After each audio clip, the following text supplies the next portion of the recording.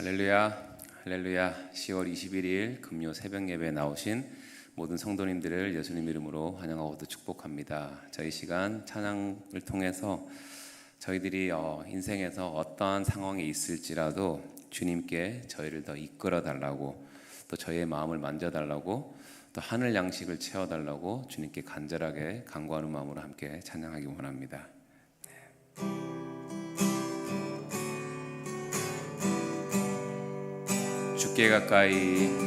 주께 가까이 날 이끄소서. 간절히 주님만을 원합니다. 채워주소서. 주의 사랑을 진정한 찬양 드릴 수 있도록 주께 가까이 날 이끄소서. 간절히 주님만을 원합니다. 채워주소서.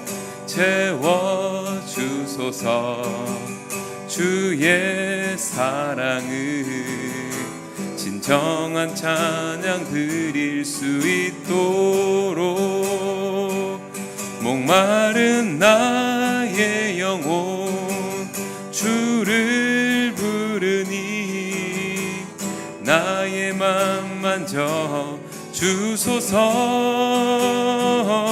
주님만을 원합니다.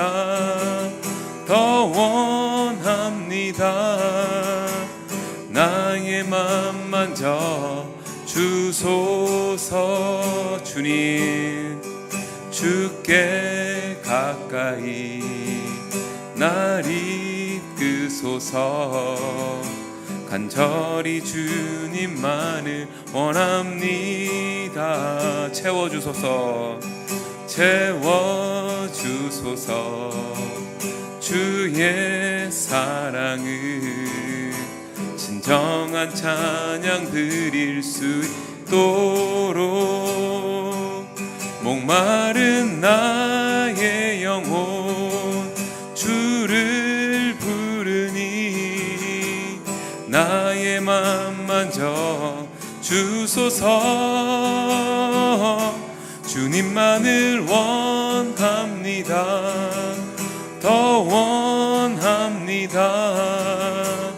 나의 맘 만져 주소서. 목마른 나의 영혼 주를 부르니 나의 맘 만져 주소서. 주님만을 원합니다. 더 원합니다. 나의 맘 만져 주소서. 주님 채우소서. 오 주님 채우소서. 나의 잔을 높이 듭니다. 하늘 양식 내게 채워주소서. 넘치도록 채워주소서. 오 주님 채우소서. 오 주님 채우소서. 나의 잔을 높이 듭니다. 하늘 양식 내게 채워주소서. 넘치도록 채워주소서. 하늘 양식 내게 채워주소서. 넘치도록 채워주소서.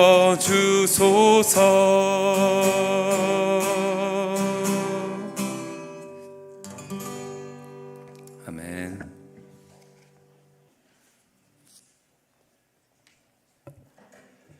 함께 기도하시겠습니다. 오늘도 살아 역사하셔서 하나님이 함께 하심으로 말미암아 이른 새벽부터 주님 앞에 나와 기도하는 은혜를 주신 것 감사합니다. 하루를 시작하기 전에 하나님 앞에 먼저 기도로 나아가는 주의 모든 백성들, 이 자리에서나 영상으로 보는 모든 교우들, 하나님께서 지키시고 인도하셔서 오늘 하루도 기도로 승리하는 하루가 되기를 간절히 소원합니다. 아버지 하나님, 저희 교회의 모든 많은 사역들 가운데 기름 부어 주시고, 특별히 오는 29일, 30일 스테반 주체로 하는 산상 수련회를 통해서 온 교우들이 하나님 앞에 깊은 교제와 연합으로 들어갈 수 있는 말씀의 잔치, 예배의 축제가 될 수 있도록, 더 나아가 온 교우들이 하나님의 친교를 나눌 수 있도록 주께서 인도하여 주시고 축복하여 주옵소서. 준비하는 모든 절차와 과정 가운데 오히려 은혜가 더 깊어지게 하시고, 아름다운 협력을 통해서 하나하나 사역을 만들어갈 때에 그 기쁨이 하나님 앞에 기쁨이 될 수 있도록 역사하여 주옵소서. 오늘도 기도하러 나온 주의 백성들, 기도하는 제목들 위에 하늘의 신령한 복으로 채워주시고 성령의 임재를 경험할 수 있도록 역사하옵소서. 이 시간도 주의 말씀을 통하여 함께 나누고자 하는 그 은혜가 우리 가운데 하나님 앞에 상달되어지게 하시고 깨닫는 은혜가 있게 하여 주옵소서. 감사함으로 나아갑니다. 예수님의 이름으로 기도하옵나이다. 아멘. 하나님 말씀 보시겠습니다. 창세기 38장 1절에서 11절까지 하나님 말씀 되겠습니다. 함께 교독하실 때에 하나님의 음성을 들을 수 있기를 바랍니다.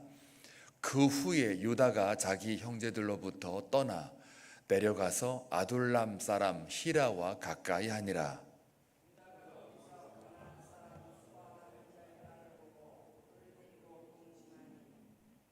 그가 임신하여 아들을 낳음에 유다가 그의 이름을 에리라 하니라.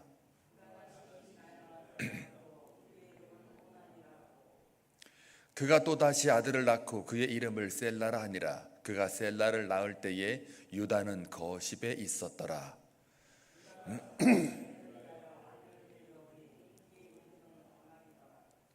유다의 장자 엘이 여호와가 보시기 악함으로 여호와께서 그를 죽이신지라.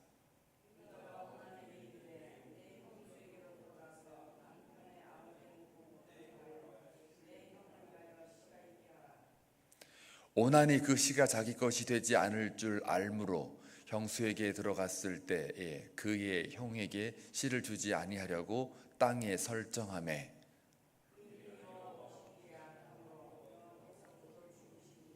같이 읽겠습니다. 유다가 그의 머리 다말에게 이르되 수절하고 내 아버지 집에 있어 내 아들 셀라가 장성하기를 기다리라니 셀라도 그 형들 같이 죽을까 염려함이라. 다말이 가서 그의 아버지 집에 있으리라. 아멘. 오늘은 유다의 집을 떠나는 장면과 그리고 가나안 사람들과 가까이 지내는 모습을 그리면서 결혼을 했는데 그 어떤 여인하고 결혼했는지는 나와 있지 않습니다. 가나안 여인이라고만 나와 있죠. 그리고 아들 셋을 낳습니다. 엘과 오난과 그리고 셀라. 근데 불행하게도 두 아들이 다 죽고, 물론 그 이유는 여호와 보시기 악했다 이렇게 해서 아들을 여호와께서 직접 손을 대신 장면입니다.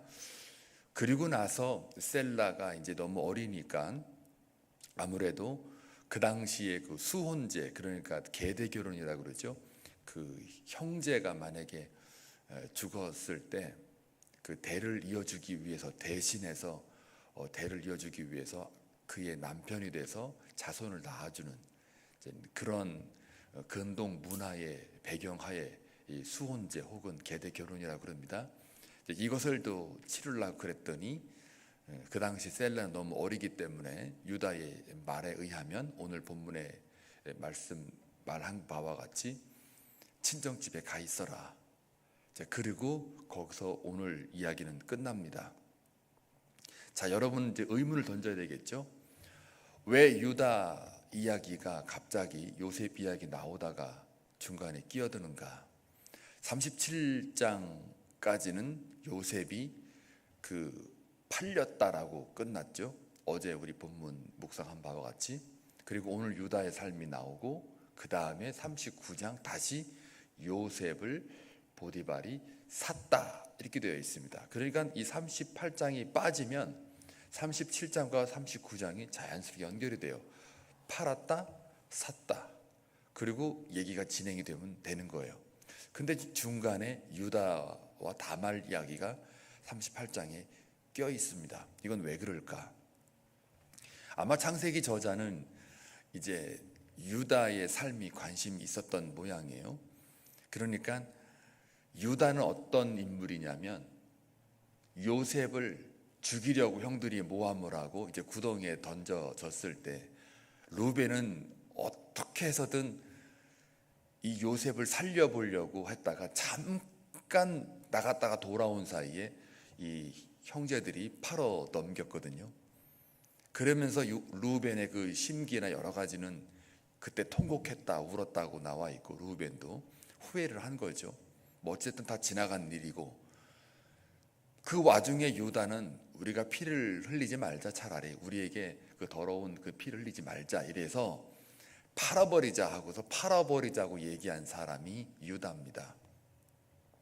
그러니까 이제 이 창세기 저자는 요셉이 팔렸고 39장에 보디발이 샀다 이렇게 되어 있는 상황에서 요셉의 일생을 쭉 가기 전에 이제 앞으로 50장까지 요셉 일생으로만 나오는데 팔자라고 했던 유다의 삶은 어떤 삶이었는가 하고 제시를 합니다. 동시에 팔았다 샀다 그 사이에 유다의 삶은 어떤 삶이었느냐라고 이제 제시를 하고자 38장에 껴 있는 거예요.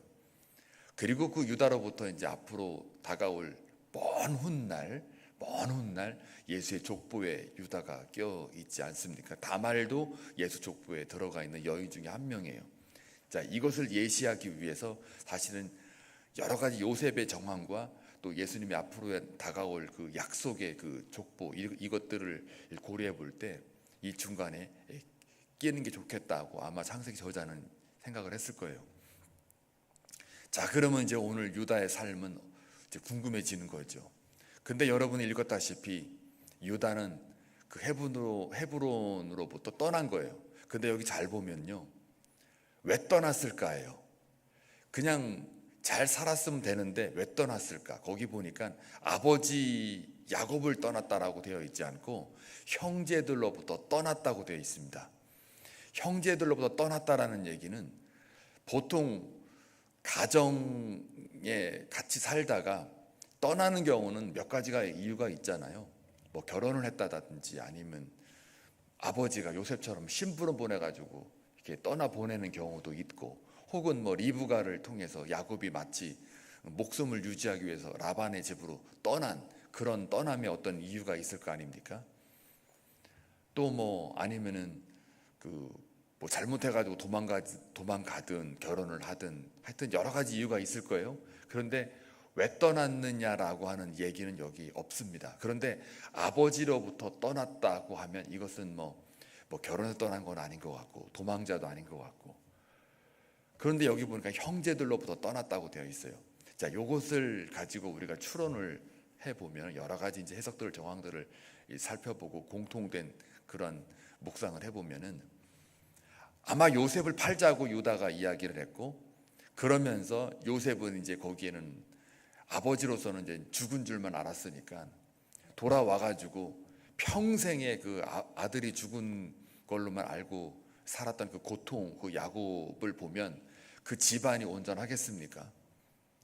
소위 족장인데 권위가 있는 아버지인데 그 아들들의 그 10명 남은 그 아들들 입장, 베냐민 빼고요, 아들들 그 사이에서는 얼마나 많은 그런 우려와 염려와 또 살다 보면 혹한 또 뭐 누가 이제 아버지가 너무 괴로워하는 걸 보니 아버지가 혹시라도 이게 내가 사실대로 말해버릴까 이런 생각도 들 수도 있을 것이고, 또 그 아버지가 우리가 아무리 아들들이 잘하고 해도 위로를 받을 수 없는 이런 상황들이 있지 않겠습니까? 그러니까 이 집안이 뭐 그렇게 평안한 집안도 아니고, 또 그 아버지를 볼 때마다 그 아들도 속이 막 보통 끓지 않았을 거예요. 굉장히 그 속이 않았을 거라고요. 먼 훗날 이제 그 베냐민을 데리고 오라고 요셉이 요구했을 때 그 형들이 근심합니다. 근심한 이유가 딴 게 아니에요. 아버지 때문에 근심을 해요. 그러니까 아버지 때문에 그 베냐민 데려오라고 했을 때 그 근심이 형들에게 꽉 차 있었기 때문에 그걸 보더라도 지금 이 순간에 이 집안이 아버지를 바라볼 때 이 아들들의 이 심기나 이런 것들은 두려움, 불안감, 뭐 이 사는 게 사는 것 같지 않는 분위기였겠죠. 그런 어떤 배경을 추론해 보게 되면 이 유다라는 사람은 아버지로부터 떠났다라기보다는 형제들로부터 떠났다라고 하는 걸 봐서는 여기 있다가는 내가 참 살지 못하겠다, 떠나야겠다 하고 이 떠난 것이 아니냐라고 하는 게 이 지배적인 해석이에요. 그럼 어디로 떠났느냐? 아둘람으로 떠났어요. 가나안 그 땅 아둘람. 가나안 사람들이 많이 사는 동네예요. 그리고 이 아둘람이라는 거는 여러분들 지명적으로 볼 때 과거 훗날 이제 그 아골람 굴이 있는 곳이잖아요. 그 아둘람 뜻이 은신처란 뜻이에요. 그러니까 이 아둘람으로 떠났다라는 이야기는 이 유다가 은신처, 아무도 있지 않는 거기에 들어가고 싶었던 거겠죠. 여러 가지 피폐했던 겁니다. 정신적으로, 마음적으로, 뭐 영적인 건 말할 것도 없고. 자, 그래서 이제 아둘람으로 갔는데 거기서 누굴 만났느냐? 가나안 여인을 만나요. 가나안 사람을 만나요. 이게 원래 이 가난한 사람들하고 어울리지 않는 게 하나님 약속받은 백성 아닙니까? 그러니까 이 고향을 떠났다는 얘기는 이 고향 그 헤브론에 있는 거기는 영적인 그런 가치로 본다면 영적인 가치를 추구하는 사람들이 모인 곳이잖아요. 아무리 거기 무슨 콩가루 집안이라도 약속받은 백성이 사는 곳이고, 가나안 그쪽에는 가나안 사람들, 약속 밖에 있는 약속받지 못한 백성들이 살고 있는 곳이잖아요. 그런데 이 유다는 이제 그쪽으로 떠난 거죠. 여기 보니까 내려갔다라고 되어 있어요. 번역들에 보면은 내려갔다. 이 영적으로는 내려갔다라는 표현이 이 지형적으로 올라갈지라도 내려갔다는 얘기는 영적으로 지금 퇴색되고 있다, 이렇게 우리가 해석을 합니다. 자, 그래서 가나안 사람들과 어울리니까 가나안 사람하고 결혼을 할 수밖에 없어요. 근데 이게 결혼이 뭐 헤브론에 있는 그 가족들과의 다 알려가지고 잔치로 벌인 그런 축제 같은 결혼이 아니라 여기 보니까 그 여인을 보고 데리고 오고 동침했다, 이렇게 돼 있어요. 신속합니다. 이 동사 이 세 개가 쫙 연결돼 있어요. 신속하고 빨리 처리했다는 얘기입니다. 그리고 동침했다는 얘기는 go into예요. 그러니까 들어갔다는 뜻이 더 가까워요. 그러니까 벗다, 데려갔다, 들어갔다, 이렇게. 그러니까 뭐 이거는 일사천리로 그냥 자기가 내 눈에 보기에 그냥 좋은 대로 좋게 좋은 거라고 내 감정에 휩싸여서 그냥 덥석 빨리 해치웠다라는 뜻이 여기 강하게 담겨져 있어요. 그러니까 결혼 그러면 일주일씩 막 한 달씩 이렇게 준비하고 축제로 막 이렇게 해야 되는 게 이 당시 고대 근동 문화의 결혼법이거든요. 근데 오늘 여기 이 본문에 보니까 보고 데리고 그리고 동침했다, 들어갔다, 이렇게 돼 있어요. 그냥 한 방에 쓱 해버렸으니까 이거는 분명히 이 축제 같은 많은 가족들이 다 알고 있는 그런 결혼이 아니라는 걸 우리가 알 수가 있죠. 그러니까 이건 뭡니까?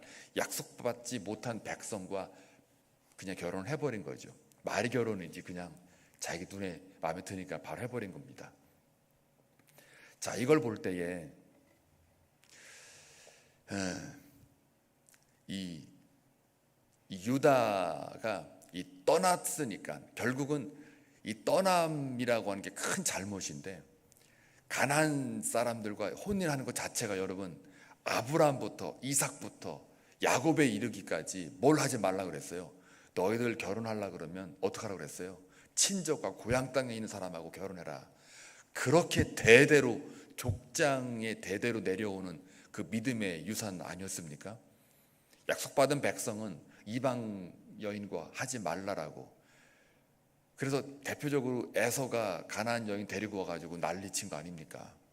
그런 어떤 사례들이 있는 걸 볼 때 대대로 족장들끼리 그 이어져 오는 그 믿음의 유산 중에 하나가 가나안 여인과 하지 말라, 하나님의 명령이었거든요. 그런데 하나님의 명령은 뭐 고사하고 영적인 가치로부터 떠나서 가나안 사람들과 가까이 지내니까 이게 가까이 지내는 사람이 누구냐에 따라서 그 영적 상태가 다 바뀝니다. 교회에서 가까이 지내는 것과 밖에서 그 이방 사람들과 하나님 모르는 사람들과 가까이 지내는 것과 또 이게 문화 차이도 있지만 이 영적인 이 차이도 우리가 계속해서 알게 모르게 느껴지는 거예요. 영적으로 점점 퇴색해 가고 있고 또 죽어가고 있는 거죠. 그러니까 우리가 어디에 있느냐가 굉장히 중요합니다. 누구랑 가까이 있느냐가 중요한 겁니다. 친구를 보면 그 사람 그 성정이나 그런 가치가 뭔지를 아는 것처럼 또 여기 보니까 가까이 한 사람이 가난한 사람들이었어요. 그러니까 가난한 여인하고 결혼하게 되고 또 그러다 보니까 그냥 일사천리로 자기가 멋대로 그냥 내 눈에 보기 좋은 대로 해버리고 이렇게 되는 거죠. 그러고 나서 이제 아들을 셋 낳은 거예요. 애를 낳았어요. 그리고 오난을 낳았어요. 셀라를 낳았어요. 3명을 연달아 아들을 낳았으니까 축복이죠. 근데 이 축복이 완전 저주가 돼버렸어요. 2 아들 전부 다 죽었어요. 근데 저 죽었던 이유가 뭐냐? 여호와 보시기 악해서 죽었다고 그래요. 아니 뭘 했는데 악하게 해서 죽었느냐? 웬만하면 우리 하나님께서 그냥 바로 생명을 걷어가지 않거든요. 하다못해 이방 사람들도 경계를 하잖아요. 하나님 명령하시잖아요. 라반에게도 그렇게 속이고 하나님 약속 방해하는 방해꾼으로 등장하는 그 라반조차도 하나님 나타나셔가지고 너 야곱 건들면 너 안 돼. 너 선악관 따지지 마. 라고 명령을 하시고 나타나셔서 라반을 살려주잖아요. 라반도 그렇게 20년 동안 야곱을 속여 먹었는데 그래도 안 죽이잖아요. 또 그 아비멜렉 같은 경우도 보세요. 이삭 그 리브가에 대한 그 문제 있었을 때도 나타나가지고 어미 말씀하시잖아요. 건들지 마라. 그러니까 두려워가지고 오히려 목숨 부지한 것을 감사함으로 오히려 그 이삭을 이렇게 두려워하잖아요. 하나님의 권위를 자기가 경험했기 때문에 이방인으로서. 아브라함도 그렇잖아요. 바로 왕이 그 사라를 문화적인 그런 가치에 따라서 뭐 좀 해보려고 했는데도 결국은 나타나셔가지고 건들지 마. 결국 하나님이 딱 막으시잖아요. 죽이지는 않잖아요. 그러고 볼 때 이 엘과 오나는 어떤 잘못을 했는지는 모르나 여호와 보시기 악하여 죽였더라 이렇게 돼 있어요. 그러니까 이 가나안 이 가치 문화 이 속에서 어떤 일을 했는지는 감히 상상을 못하지만 굳이 상상을 해본다면 이제 내일이 있을 본문이에요. 유다가 지나가다가 자기 그 며느리인 줄 모르고 창녀인 줄 알고 잠자리를 합니다. 유다가요. 하나님 약속 안에 있는 백성이 유다가 그렇게 서슴지 않게 해버려요. 이걸 볼 때에 과연 그들의 문화 속에는 어떠했는가에 대해서 거룩과는 분명히 굉장히 멀었다는 이야기예요. 그러니까 이런 걸 볼 때에 하나님께서 유다도 저 정도면은 이 가나안 문화 속에서 이 2 아들의 죄가 어떠했는가에 어떤 수위였는가는 그래도 추론이 가능하단 말이에요. 그러니까 여호와께서 직접 죽이신 때는 언제였느냐? 몇 번 있어요. 많지도 않아요. 소돔 고모라 딱 보니까 완전 타락 그 자체거든요. 그냥 유황불로 다 태워버리잖아요. 노아의 홍수 때 모든 민족들이 다 악하였다 그랬어요. 여호와 보시기에. 그러니까 그냥 물로 다 심판해버리잖아요. 그런 정도의 수위가 아닌 이상은 여호와께서 직접 개입하셔가지고 바로 죽이지는 않는데 이 엘과 오난이 바로 이렇게 죽었다라는 이야기는 그 정도 수위의 여호와 보시기에 너무 악했다라는 거죠. 그래서 죽인 거예요. 그러니까 말이 없어요. 딱 한 줄 여호와께서 보시기에 악하여 죽었더라 이렇게 돼 있습니다. 그만큼 죄악상을 우리가 알 수 있는 거죠. 그리고 셀라를 보니까 이제 이 2 아들이 연속적으로 죽어나가니까 이 유다의 입장, 아버지의 입장으로서는 겁 안 나겠습니까? 여러분 같아도 저 같아도 겁이 날 텐데요. 이게 뭐지? 이 다말하고 연결시키려고 했더니 다 죽네 이렇게 되는 거예요. 우리 옛날에 뭐 잘못 들어온 뭐 사람 보통 며느리라고 그러는데 그것 때문에 이 집안이 지금 망하게 됐다고 맨날 옛날 사람들 가끔 가다가 이 사극이 보면 나오잖아요.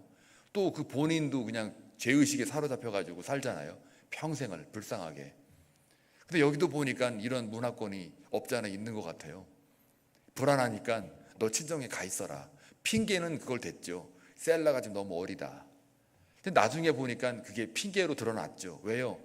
다말이 왜 그 유다에게 가가지고 그냥 창녀 행세를 하면서까지 그 씨를 받으려고 했을까? 기다리다 안 오니까는 그렇게 한 거 아니겠습니까? 내일 있을 본문이지만 그런 걸 추론해 볼 때에 지금 유다의 속마음은 사실적으로 말하는 게 아니에요. 너 친정 가 있어라. 이건 핑계였거든요. 왜요? 아들이 계속 죽어나가니까. 괜히 또 다말하고 엮여가지고 이 남은 아들 셀라까지 죽임을 당하면 이거 어쩌나 내보내는 거예요. 그리고 다말도 생각을 했겠죠. 분명히 이제 형제들 그 계대 결혼법에 의해서 그건 합법적인 거니까 그 당시에 계대 결혼에 의해서 자기도 이방 여자이기 때문에 그렇기 때문에 뭔가 이제 자손을 이어가기 위해서는 아들이 있어야 되는데 그럼 그 형제들이 이제 그 죽은 그 그 형수의 남편이 죽었으니까 형수를 위해서 그 대를 이어주는 게 하나의 그 관례법으로 돼 있단 말이에요. 그런데도 불구하고 두 아들이 죽어나가니까 자기도 더 이상 핑계를 대지 못하죠. 결국은 아버지 말에 순종하고 떠납니다. 거기까지가 오늘 본문인데, 그런데 이 오난이 아버지 명령에 따라서 이 형수랑 이제 결혼을 다시 합니다. 그런데 씨를 안 주는 거예요. 이 땅에 설정했다라는 그 말이 그 남자에서 나오는 그 씨를 줘야 되는데 그냥 밖으로 다 그냥 흘려 보내는 거예요. 말하자면 그 임신 못하게 그냥 처리를 해버리는 거예요. 그러니까 이거에 대해서 또 여호와가 보시기에 악하였다고 죽였단 말이에요. 이게 이상한 거죠. 그것 때문에 죽였는지는 뭐 자세히 나오진 않지만 어찌됐든 이 두 아들의 죽음은 말씀드린 바와 같이 여호와 보시기에 악했다라는 것은 분명한 사실입니다. 자, 오늘 여기까지가 여러분 제가 조금 더 깊이 있게 이 상황을 말씀을 드렸어요. 그러면서 여러분들 본문을 충분히 이해했을 겁니다. 자, 그러면 여기서 우리가 뭘 깨달아야 되느냐? 유다는 약속받은 백성이에요. 그리고 약속받은 백성은 약속 안에 살아야 돼요. 그게 장소적인 의미였든 영적인 가치의 의미였든, 또 약속받은 백성은 그 약속을 믿고 사는 사람들과 어울려야 돼요. 그리고 선교나 전도의 능력이 아닌 이상은 거기 가서 갈 이유가 없어요. 여기서 보면 가까이 지냈더라, 가까이 하였더라. 이건 뭘 말하냐면 정신적인 자기의 가치관, 신념, 세계관, 이 모든 것들이 다 이방 가난한 사람들과 가까이 했다는 얘기는 그들의 문화에 같이 동의해서 공감해서 살았다는 얘기예요. 이건 뭐예요? 약속 밖에 있는 삶이었죠. 그러다 보니까 이것을 보통 우리가 뭐라고 부르냐면 유다의 방황이라고 그래요. 타락이라고도 하고 방황이라고도 해요. 그러니까 이 죄라고 하는 게 뭡니까? 딴 게 아니에요. 타겟에서 벗어나는 게 죄라고 그러는 거예요. 우리의 죄는 딴 게 아닙니다. 하나님 약속에 벗어난 게 다 죄예요. 그러니까 죄에 벗어나서 가난한 사람 가까이 하다 보니까 죄에 물들어지는 거죠. 나도 모르게 물들어지는 거예요. 그러다 보니까 이방 여인과 결혼하는 건 너무 자연스러워지는 거예요. 자, 여기서 볼 때 그 방황과 타락과 이 모든 원인은 바로 약속의 땅을 떠난 그 이후에 발생을 한 거예요. 그러니까 우리는 영적 가치를 붙들고 살아야 되는데 그 영적 가치를 붙들지 않고 떠났기 때문에 이런 타락과 방황이 주어지는 거예요. 그리고 그 두 아들을 잃어요. 그리고 자기도 그 아들 하나 지키기 위해서 결국은 또 며느리하고 근친상간을 하게 되는 그런 범죄를 또 저지르게 만들어요. 악이 악을 낳고 죄가 죄를 낳아요. 자, 이런 걸 볼 때 우리가 항상 조심할 것은 이 창세기가 쭉 말하고 싶은 단 하나가 있어요. 너희는 약속 안에 거하라. 하나님의 목적 안에 거하라. 하나님의 영적 가치를 붙들고 살아라, 이거예요. 그게 생명이거든요. 그 생명 붙들고 살아라 그러는데 그걸 붙들지 않고 그걸 놔버리고 자기가 그 상황에 따라서 그 자기의 그 마음에 따라서 그냥 떠나버리는 그 결과는 오늘 이 본문처럼 아들이 죽어나가는 거죠. 아마 이 유다도 아버지 야곱의 마음을 조금 알았을 거예요. 요셉이 죽었다라고 생각하는 그 고통의 삶이 어떠한 거라는 걸 유다는 알았을 거라고요. 근데 실제적으로 요셉은 나중에 살아 돌아오잖아요. 근데 유다의 아들 둘은 살아 돌아오지 않아요. 진짜 죽었거든요. 하나님 앞에. 자, 그러니까 같은 고통도 이게 달라요, 결과가. 자, 이걸 볼 때 우리가 약속 안에 있는 백성으로 사는 것이 얼마나 큰 복인지, 또 교회에서 우리 성도들끼리 같이 가까이 지내는 게 얼마나 큰 복인지, 또 우리 안에서 말씀을 같이 나누고 영적 가치를 나누고 또 하나님 앞에 살아가는 이 모습이 얼마나 큰 복인지, 또 심지어 남들 다 자고 있는데도 이렇게 예배의 자리에 나와서 함께 하나님의 말씀을 묵상하는 이 자리가 또 얼마나 큰 복인지, 이것도 건강해야 되고 의지가 있어야 되고 또 뭔가가 내 마음속에 영적 가치가 더 우월하게 작동이 돼야만 나오는 거거든요, 사실은. 그러니까 뭐 안 나왔다고 뭐 잘못이고 그걸 떠나서 그걸 말씀드리는 게 아니라 한쪽으로 이렇게 이 긍정적인 어떤 그런 영적인 가치를 투여해 볼 때 이것도 다 조건들이 맞아 떨어져야 이게 나올 수 있는 거거든요.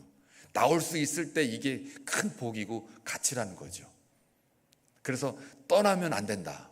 바로 이 유다의 타락과 방황을 우리가 묵상하면서 우리의 있어야 할 자리가 어디인지를 다시 한번 구별해서 하나님의 영적 가치로 오늘 살아가는 여러분 되시길 주님의 이름으로 축원합니다.